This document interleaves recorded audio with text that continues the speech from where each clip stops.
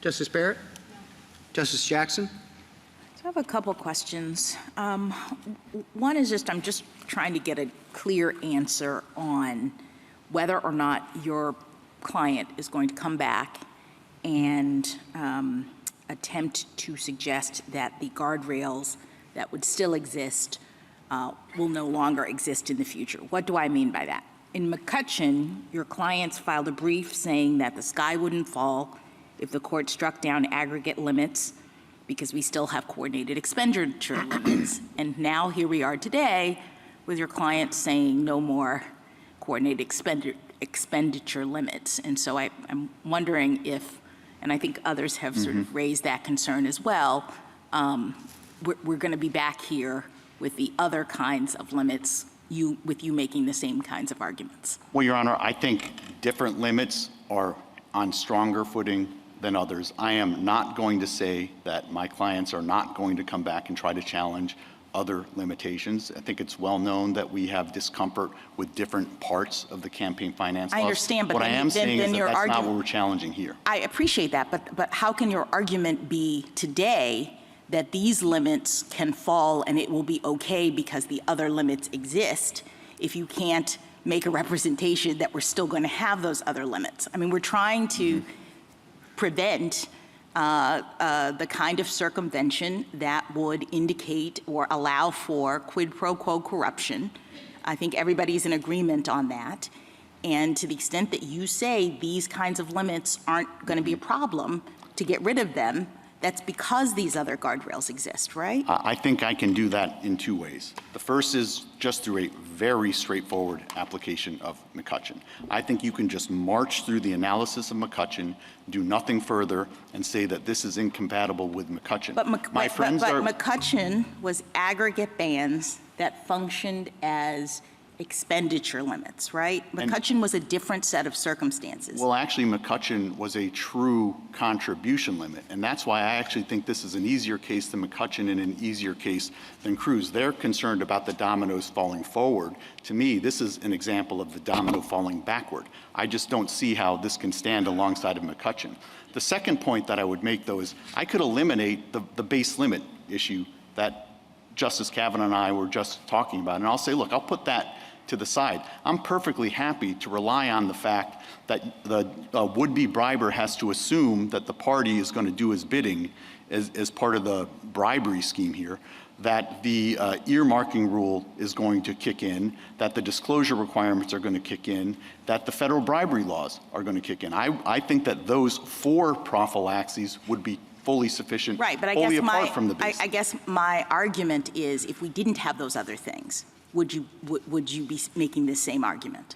Your Honor, I might, but I certainly don't need to, given that we have all of these other things. By definition, have them today, but you're not even committing to not challenging them in the future. By definition, coordinated party spending requires the political party that's standing in between the donor and the recipient of the bribe to be in cahoots on the crime. Okay, I guess I am willing to assume that the bribery laws aren't going to go away. I can't imagine that Congress is going to eliminate the bribery laws. So frankly, I would be making the argument if I had only those two prophylaxes. All right, let me but ask I have multiple ones in addition. Let me ask you about the record upon which we found in Colorado too that there was circumvention happening. That it was likely to happen in the absence of these kinds of limits. Are you prepared to represent that the record that we considered in Colorado too is no longer sound? I don't think I have to say that that record is no longer sound, because I think the problem in Colorado too was the legal standard that applied. Colorado too defined corruption so that it wasn't limited to quid pro quo corruption, but instead included the so-called corruption caused by influence and access in politics. If you accept that as a definition of corruption, then I think that the record in Colorado too arguably does satisfy that standard. It's just that this court has repeatedly rejected Colorado two's understanding of corruption. All right, so what is the implication of that now? I guess I'm just trying to understand what factual basis we have right now to make a determination as to the impact of the rise of super PACs and the advancements in disclosure technology. These are things that you say have happened subsequently, post-Colorado 2, that should make a difference in how we view the likelihood of quid pro quo corruption. And I just don't know that we, in the first instance, can make that sort of determination. Don't we have to have some sort of record to determine how super PACs are actually operating and engaging with contributions so that we can have something to base our determination on? Well, we do have a record in this case, Your Honor. And what this record shows is that 28 states impose no limitations on a party's ability to coordinate with its candidates. Yet there's not a single example of the type of conduit bribery they're concerned about arising in those 28 states. We have the 2014 amendment, which tripled the size of the base limit for certain purposes, completely eliminated the coordination requirements.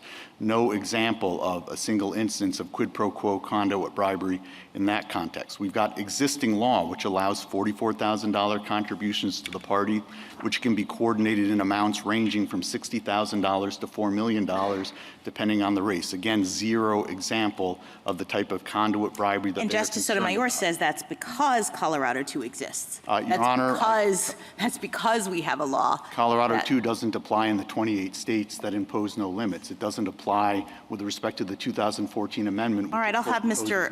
Martinez respond to that. And finally, can I just ask a question about whether parties are being treated better or worse? I appreciate the concern about the changes in the way in which they are related to parties, but I understood that parties, as a result of Colorado 1, have no limits on independent expenditures, and that in some ways preferences them. So can you help me to understand who has the better set of rules here? Well, that certainly doesn't preference them, because PACs also can engage in independent spending. And in addition, PACs aren't faced with the base limits that we're faced with. They can take billion-dollar contributions.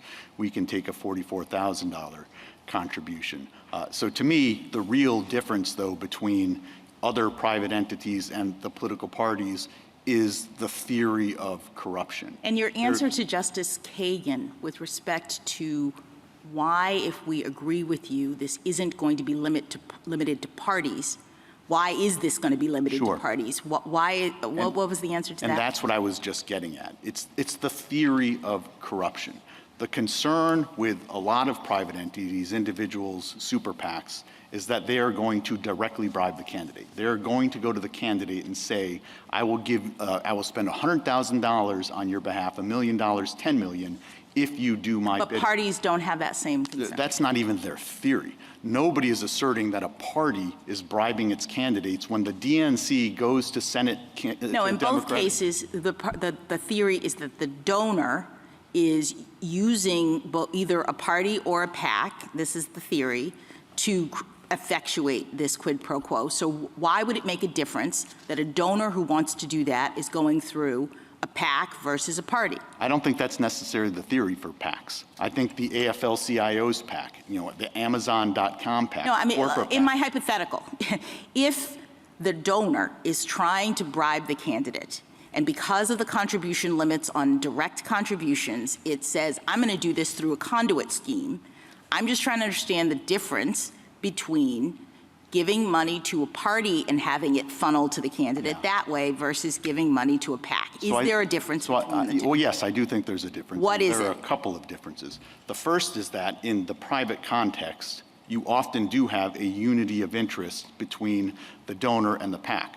When the AFL-CIO creates the AFL-CIO PAC in order to further its own interests, I think the risk is really less that the AFL-CIO is going to funnel money through the PAC to the candidate. The risk is that the AFL-CIO PAC is going to directly bribe the candidate. When it comes to political parties, nobody thinks that if the DNC says to Democratic Senate candidates, I will only support you if you oppose the Republican tax bill, nobody thinks that that is a bribe. Whereas if a private PAC went to a candidate and asked and tried to extract the same promise, I think a lot of people would think, yeah, that's a bribe. That's why my friend's theory depends on this type of conduit bribery scheme using the party as its mule, which this court in McCutcheon said is unlikely to work, prevented by other things, and unnecessary given the rise in super PACs. Thank you, counsel.